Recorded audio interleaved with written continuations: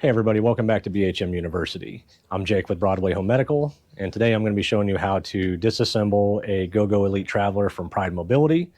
So let's get started. First step in the process, we're going to remove our seat. By doing that, we're going to flip the seat back down, and then just lift straight up on the seat. I'm going to set that aside for now. Next, we're going to remove our battery pack. It's got a convenient handle here. I like to put my palm on the top of the seat post and lift up on that to remove. Next, we're going to take our basket off and just going to lift straight up, remove the basket from that front bracket. Next, we're going to fold the tiller down. We're going to loosen the tiller adjustment knob. That'll allow us to lower our tiller down.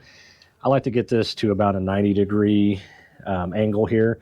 We want to make sure we do not let this slam down on the actual deck, because this is where the connections for our batteries sit.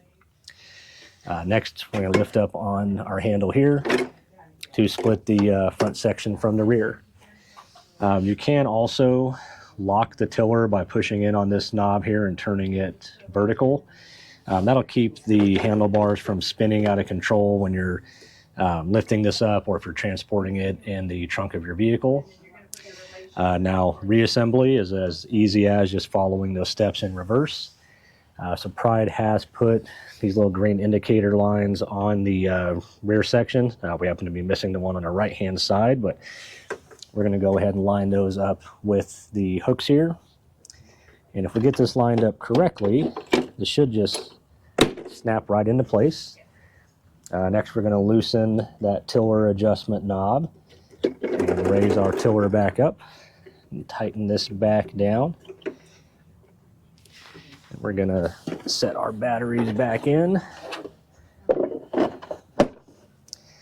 And our front basket is just going to attach on the little bracket on the front of the tiller. And then adding our seat back on, we're just going to put the male post on the bottom of our seat plate, beside the female post on the seat post on the seat, or on the base. And one last thing we're going to need to do is we're going to remember to flip this little knob here back to the horizontal position. And now we're ready to ride.